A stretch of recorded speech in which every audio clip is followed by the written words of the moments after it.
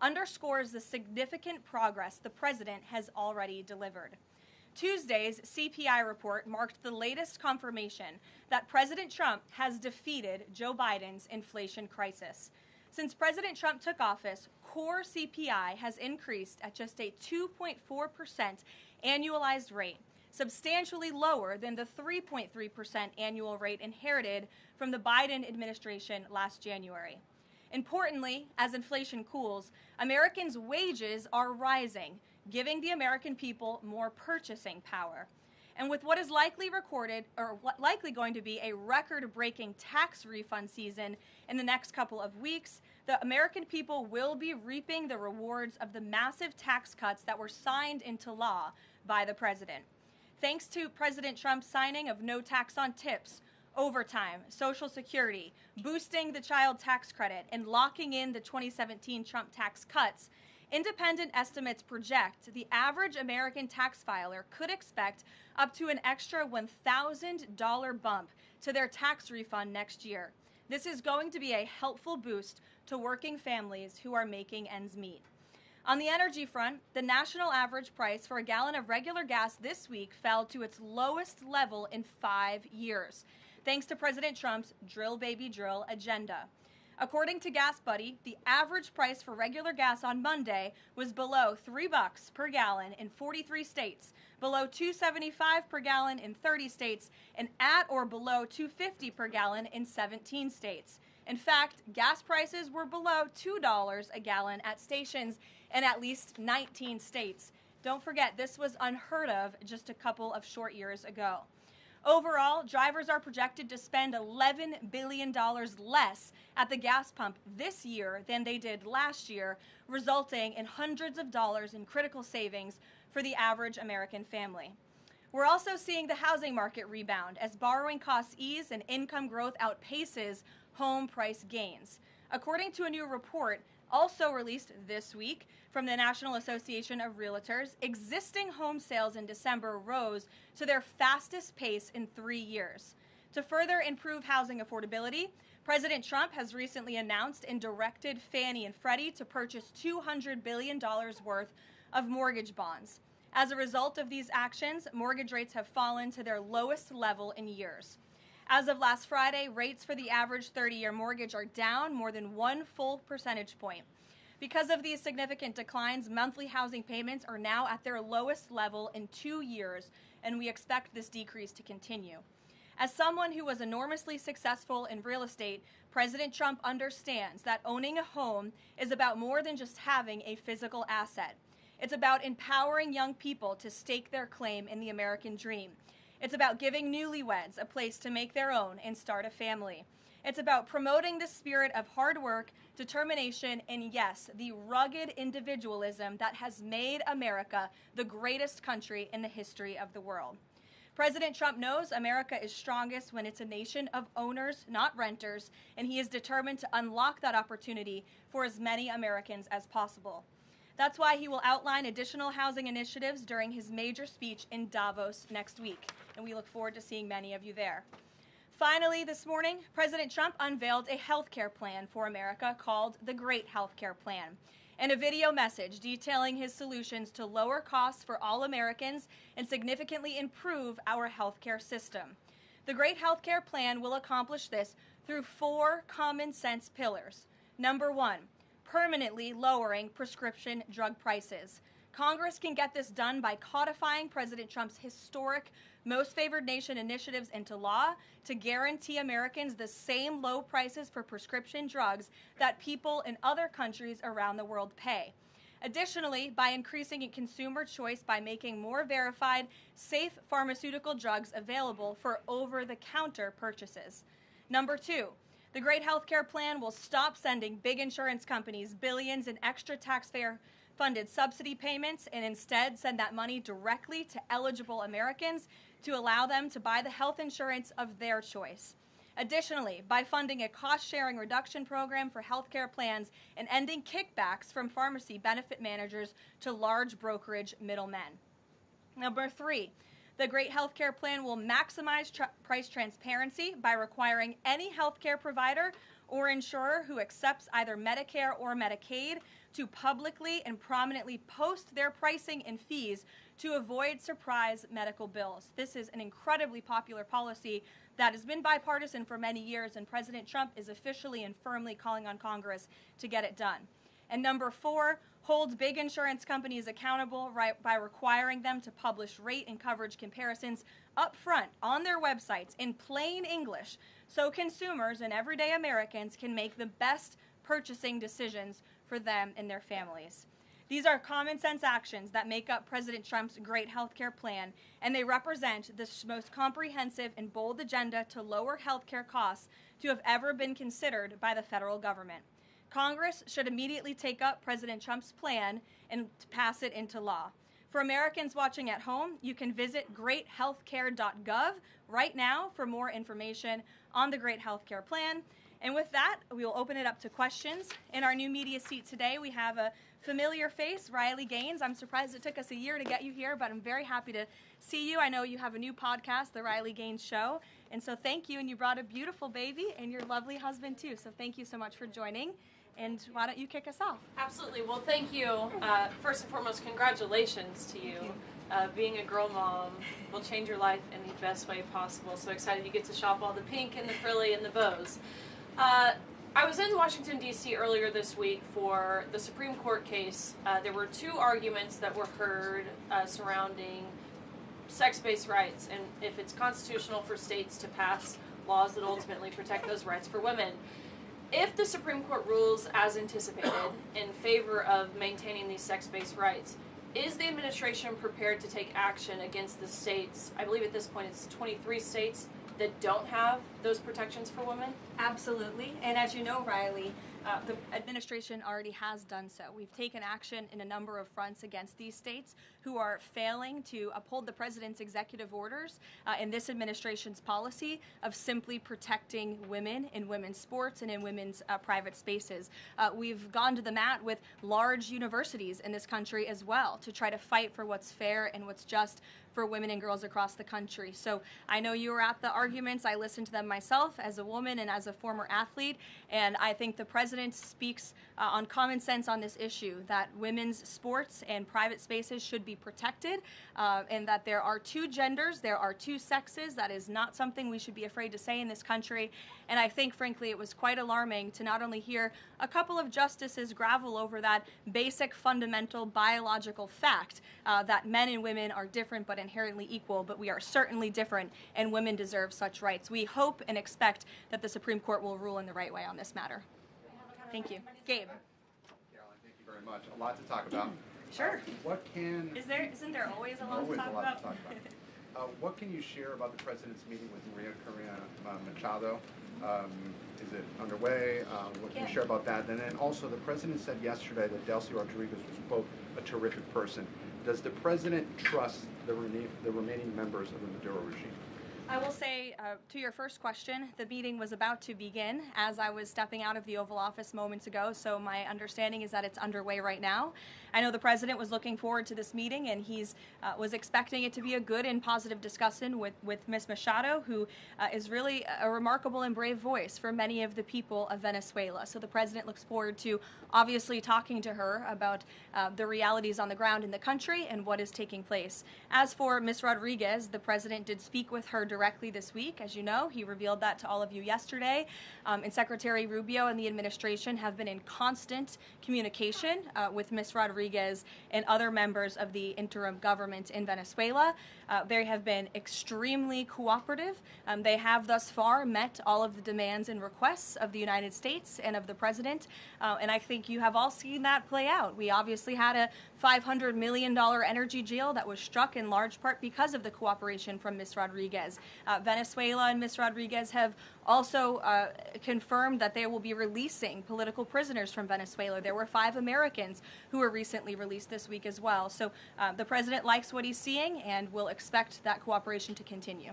And regarding the investigation into the leak that the president referenced yesterday, what is the administration's position on the Washington Post reporter?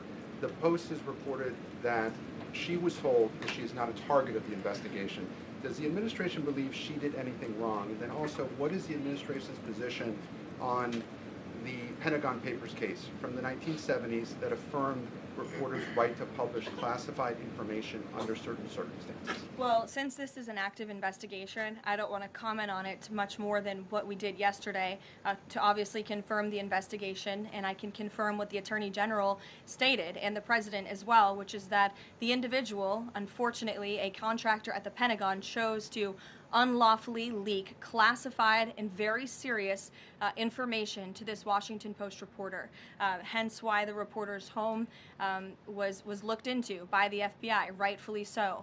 And the administration is not going to tolerate leaks, especially from within the national security apparatus of the United States government, that put our nation's integrity and our national security at risk. Full stop. The President will not support that. I know the Secretary of War will not support that, and it will not stand. And legal action will be taken against anyone, whether it's a member of the press or whether it's an employee for a federal agency who breaks the law. If you break the law and if you endanger our men and women in uniform, you are going to be held accountable, period, full stop. But Jackie. Does this administration believe that this reporter or any reporter has a right to publish classified information under certain circumstances? Look, I think that we do not believe that individuals who have been given the privilege of holding a top secret clearance should be illegally leaking that classified information, and I know the American people agree with that. And I think it's a basic tenet of journalistic integrity not to publish information that could directly endanger the operational security or the brave men and women who are serving this country in uniform and putting themselves in harm's way to protect not just the people of this administration, but all of you in the press and all of their fellow Americans as well. Jackie. Thank you, Caroline. I wanted to get the White House reaction to Iranian state TV broadcasting an implicit threat to the president's life. It was images of the assassination attempt in Butler, Pennsylvania, according to reports, with the message, "This time it will not go wrong." I have not seen that, to be honest with you, Jackie. We'll take a look, and I'll let the President and his national security team examine that footage to ensure its legitimacy. Again, I haven't seen it, so I can't comment on it. What I will say with respect to Iran is that the President and his team have communicated to the Iranian regime that if the killing continues, there will be grave consequences. And the President received a message, as he revealed to all of you and the whole world yesterday, that the killing and the executions will stop. And the President understands today that 800 executions that were scheduled and supposed to take place yesterday were halted. And so the President and his team are closely monitoring this situation, and all options remain on the table for the President. That Netanyahu encouraged him against strikes. Look, it's true that the President spoke with Prime Minister Netanyahu, but I would never detail details about their conversation without giving the expressed approval by the President himself. Ouija. Thank you, Caroline. Is it still the President's assessment that it would be very hard for Ms. Machado to leave Venezuela because he says she lacks the respect and support in that country? And will he raise that with her today? I think the President's assessment that you just pointed out was based on realities on the ground. It was a realistic assessment based on what the President was reading and hearing from his advisors and national security team. And at this moment in time, his opinion on that matter has not changed.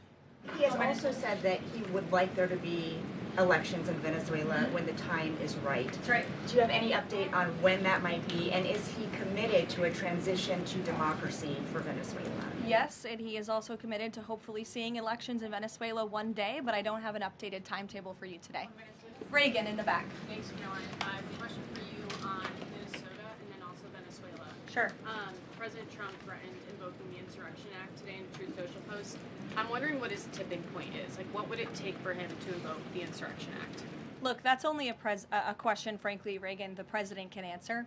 But the Insurrection Act is a tool at the President's disposal. As you know, it has been used sparingly, but it has been used by previous presidents in American history. And I think the President's Truth Social post spoke very loud and clear to Democrats across this country, elected officials who are using their platforms to encourage violence against federal law enforcement officers, who are encouraging left-wing agitators to unlawfully obstruct legitimate law enforcement operations. And if you talk to any law enforcement officer, no matter what level they work at, they want to be working with their counterparts, whether that's at the federal level or the federal authorities wanting to work with their counterparts at the state and local level. And it's truly shameful that now for more than a year, you've had elected Democrat governors and mayors who have basically held their state and local law enforcement hostage and told them, you cannot cooperate with federal law enforcement. Why? They cooperated under the Biden administration. It's because these Democrats are deranged in their hatred for President Trump, and they are holding their state and local law enforcement hostage as a result. And these Democrat mayors and governors are doing this over what? Over the lawful and legitimate law enforcement operations to remove violent criminals from the streets of Minnesota, from the streets of California, from the streets of New York, and from the streets of every state across this country. And you don't see these riots and this vandalism taking place in states like Florida. Why? Because you have a governor in that state who has empowered federal and local authorities to work together. And it's despicable what we're seeing from these Democrat politicians, especially in sanctuary states and cities across the country. Yesterday, Caroline. Go ahead, John. Oh, thank you so much. My question is, President Trump has talked twice in recent days, once at the Kennedy Center and then to Reuters again last night about canceling the election. Why is he talking about this? I believe you're referring to the president's interview at Reuters last night. I was in that interview. It was a closed-door interview. Obviously, there was not audio or video. The president was simply joking. He was saying, we're doing such a great job. We're doing everything the American people thought. Maybe we should just keep rolling. But he was speaking facetiously. And then one more. Sure. On the labor secretary. She's under investigation. Has he spoken to her about this?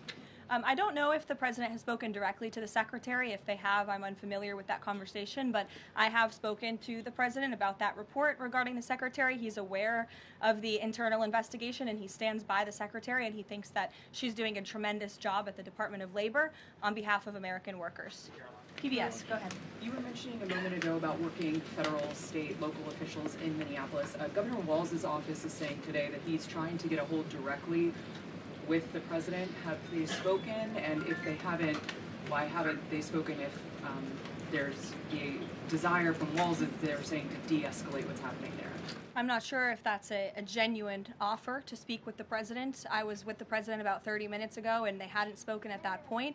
Look, the president is always willing to answer the phone when people pick up and call. When there was another tragic shooting many months ago in Governor Walz's state, he spoke directly with the governor. But I would ask that the governor stops inciting the harassment and illegal obstruction of law enforcement in his state. All ICE and federal law enforcement are trying to do are remove people like this off of the streets of Governor Walz's city in Minneapolis and of his state in Minnesota. If you look at some of the individuals in this photo, these are all illegal alien criminals who came into our country under the previous administration. This is some of the most disturbing crimes you will ever read about, and there's only a few reporters in this room who will actually talk about these individuals. This is all ICE is trying to do. They are trying to remove people like this from Governor Walz's state. And so yes, he should pick up the phone, and he should say that he will cooperate with this president and with the federal government in making Minnesota safer, because that's all President Trump and his administration want to do. Mary. Thanks, Caroline. The president says he wants money to go directly to Americans so they can buy their own insurance. How exactly would this work? And can the president assure Americans that this will be enough to cover their health care costs? So this is the second principle in the president's health care plan, lowering insurance premiums specifically and ensuring that that money is going directly back to the American people and cutting the kickbacks that then raise those premiums. So this plan, once put into legislative text and passed by Congress and sent to the president's desk, will stop sending big insurance companies billions of an extra taxpayer-funded subsidy payments and instead send that money directly to eligible Americans to allow them to buy the health insurance of their choice through, you may have heard it be referred to as health savings accounts. Whether that ends up being the actual name of such accounts, we'll have to see. Again, Congress and the White House are going to work together to put this plan into action.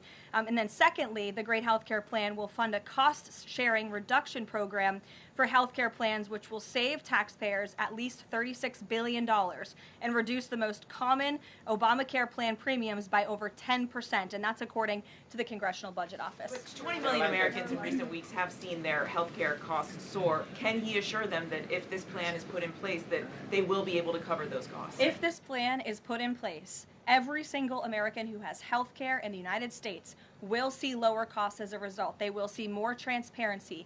All of these proposals that are within the Great Healthcare Plan are incredibly popular with the American people, and they will impact everyone, not just a small fraction of those who are within the healthcare marketplace, but every single American will continue to see their costs go down. And I will note that they already are with respect to prescription drug prices. When you look at what the president has done with most favored nations, you've seen these big pharmaceutical companies in the Oval Office saying that this president and his team were nonstop, around the clock, pressuring us and negotiating with us to lower the cost of prescription drugs for Americans. And we are already seeing that to the tune, in some cases, of more than 500%.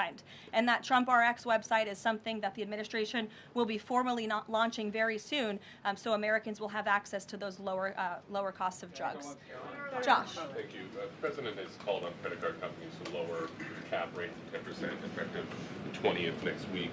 If they don't do that, what's his what'll he do? What's the threat? Well, tariffs? No, I'm just kidding. The president certainly has an expectation, Josh, that the credit card companies will do this, just as he did with the pharmaceutical companies, that they will lower costs for American consumers. I don't have a specific consequence to outline for you, but certainly this is an expectation and, frankly, a demand that the president has made. And can you give us an update on the Fed? Sorry. There was some reporting from, I think, Fox Business that Rick Reeder had an interview this week scheduled. The president's indicated he's already made a selection, or at least he's settling on someone. Where is he in that process, and when can we expect an announcement? Is he still doing interviews? Look, the president is in the same place as you all have been asking about this for many, many weeks. He's in a decision-making phase. There are a few people who he likes very much for this job, maybe less than that. The truth is, like with all decisions, it's a decision for the president to make. And he said to Reuters in that interview last night that he thinks he'll be finally making that decision in the next couple of weeks. So we will see. And very quickly, there's been some criticism from other governments about Grok and XAI, the Twitter AI bot, and things it's been doing to manipulate images, including whether that would violate the Take It Down Act that the First Lady has supported. We've not heard from this administration on it. Elon Musk says that they've disabled that, but I wanted to ask you whether the administration has a position and whether that's something that you will be pursuing, or whether the president has talked to Mr. Musk about that. Yes, I will talk to the Office of Science and Technology, and we will get you a firm statement and answer on exactly where the administration stands. I don't want to speak on that without speaking with the experts on it. Karoline? Yes. Just to follow up on the health care plan, one of the things in the Affordable Care Act was coverage of pre-existing conditions. Is there any discussion or inclusion on that issue in the president's plan? The president's plan that he outlined today will have no impact on individuals in this country with pre-existing conditions. Obviously, that's a continued conversation that the White House will have with Congress, but that's not the president's intention with the Great Health Care Plan. Go ahead. Thanks, Caroline. Two questions on Minneapolis. And then you. Go ahead. Thanks. Two questions on Minneapolis, Sure. one on the ICE agent, the other on the rioting. I believe last night there were protesters or rioters that rifled through an FBI car, took weapons. We had a reporter embedded with ICE who said that she saw constant harassment all evening. Can you speak to the rhetoric we're hearing from Democrat politicians, whether they are causing violence against ICE, as well as some of the headlines we've seen, not including the full story? Yeah, I mean, to your first point, I think I've addressed that these Democrat governors and mayors in not just Minnesota, but in states across the country are essentially, they've referred to ICE agents who, again, are brave men and women. And I would encourage everyone in this room, and I would encourage Governor Walz and other Democrats who are demeaning law enforcement to sit down and have a cup of coffee with an ICE agent or a Border Patrol agent. These are great, patriotic men and women who have families, who put on the uniform every day and are following our nation's immigration laws at the direction of their bosses and again, at the direction of the law. They are simply trying to enforce the law. And the Democrat Party has demeaned these individuals. They've even referred to them as Nazis and as the Gestapo. And that is absolutely leading to the violence we're seeing in the streets. If you look at some of the images out of Minneapolis last night, look at this vehicle. Look at what it says. It says F ICE. You have these individuals who are putting their middle finger, proudly so, at the camera. Another ICE individual, a vehicle that was vandalized last night by these left-wing agitators. People don't do this without encouragement from people in power who make them feel like it's okay. Here's another one. and I'm pretty sure this car, you can't see it, said the best agent is a dead agent, or something to that effect. This is despicable rhetoric that we're seeing, and the media is absolutely complicit in this violence, because if you look at the headline from CNN, protests erupt after federal agent shoots man in Minneapolis, that is not the story, that is not the truth. If you actually want to know the truth, you can look at what the Department of Homeland Security released, which is that this ICE agent was executing a targeted operation against a Venezuelan illegal alien who was unlawfully present in the country, who fled by car and then fled by foot. And when this ICE agent tried to detain the individual, 3 more of his comrades came rushing out of a house and started ambushing and attacking the ICE agent. They used a shovel or a broom to smash his face in. And so yes, that agent had to use self-defense and take up his weapon to protect his own life. That is what's happening on the streets of Minneapolis. That's what's happening on the streets, unfortunately, of these Democrat-run cities and states where you have elected officials who are encouraging such violence against our brave men and women in law enforcement. Thank you, Caroline. 2 questions. First, a follow-up on one of my colleagues who asked you about the president's interview with Reuters. You said that he was joking about canceling the elections, but Americans for generations have fought and died for democracy, for this democracy. Are you saying that the president finds the idea of canceling elections funny? Andrew, were you in the room? No, you weren't. I was in the room. I heard the conversation. And only someone like you would take that so seriously and pose it as a question in that way. Second, Philip, go ahead. Thank you, Caroline. Senator Elizabeth Warren said that the president called her earlier this week to discuss caps on credit card interest rates. I'm curious, would the president work with her and other Democrats in Congress on a legislative fix to this issue? I think the president would work in good faith with anyone in Congress for a good legislative fix that would benefit the American people. And that's precisely why he called Senator Warren earlier this week on that matter. Thanks, Caroline. Earlier you were just defending ICE agents generally, and earlier on Secretary Nome spoke to the media, and she said, among other things, that they are doing everything correctly. 32 people died in ICE custody last year. 170 U.S. citizens were detained by ICE, and Renee Good was shot in the head and killed by an ICE agent. How does that equate to them doing everything correctly? Why was Renee Good unfortunately and tragically killed? Are you asking me my opinion? Because an ICE agent acted recklessly and killed her unjustifiably. Oh, okay. So you're a biased reporter with a left-wing opinion. What do you want me to do? Yeah, because you're a left-wing hack. You're not a reporter. You're posing in this room as a journalist, and it's so clear by the premise of your question. And you and the people in the media who have such biases but fake like you're a journalist, you shouldn't even be sitting in that seat. But you're pretending like you're a journalist, but you're a left-wing activist. And the question that you just raised and your answer proves your bias. You should be reporting on the facts. You should be reporting on the cases. Do you have the numbers of how many American citizens were killed at the hands of illegal aliens who ICE is trying to remove from this country? I bet you don't. I bet you didn't even read up on those stories. I bet you never even read about Laken Riley or Jocelyn Nungray or all of the innocent Americans who were killed at the hands of illegal aliens in this country. And the brave men and women of ICE are doing everything in their power to remove those heinous individuals and make our communities safer. And shame on people like you in the media who have a crooked view and have a biased view and pretend like you're a real honest journalist. Kelly. 2 quick questions on Iran. I wanted to ask first, just if you can say, how close was the president to potentially launching strikes last night, and was it the Gulf states that convinced him not to do that, as some of the region there have said? Well, look, Kelly, I know there's been a lot of speculation in the media about what the president is going to do at any given moment or any given night. And I would say a lot of these stories, to be honest with you, I've been reading them, and they've been based on anonymous sources who are pretending or guessing to know the president's thinking. The truth is, only President Trump knows what he's going to do, and a very, very small team of advisors are read into his thinking on that. And as I just told you, he continues to closely monitor the situation on the ground in Iran. And as we saw yesterday, he had heard that the killings and executions would stop. And we have seen 800 people, their lives have been spared as a result of that. The president continues to closely monitor, but also keep all of his options on the table.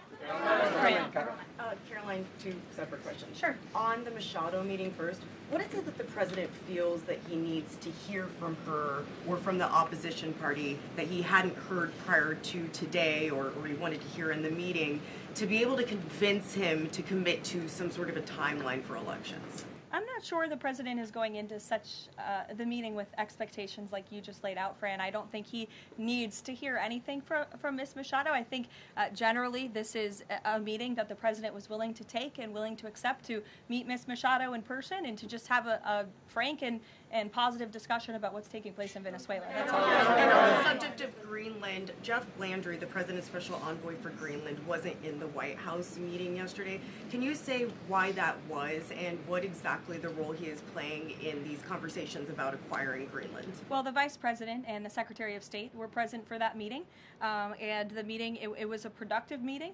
It was a good meeting, and in that meeting, the two sides agreed to really establish a working group of individuals who will continue to have technical talks on the acquisition of Greenland.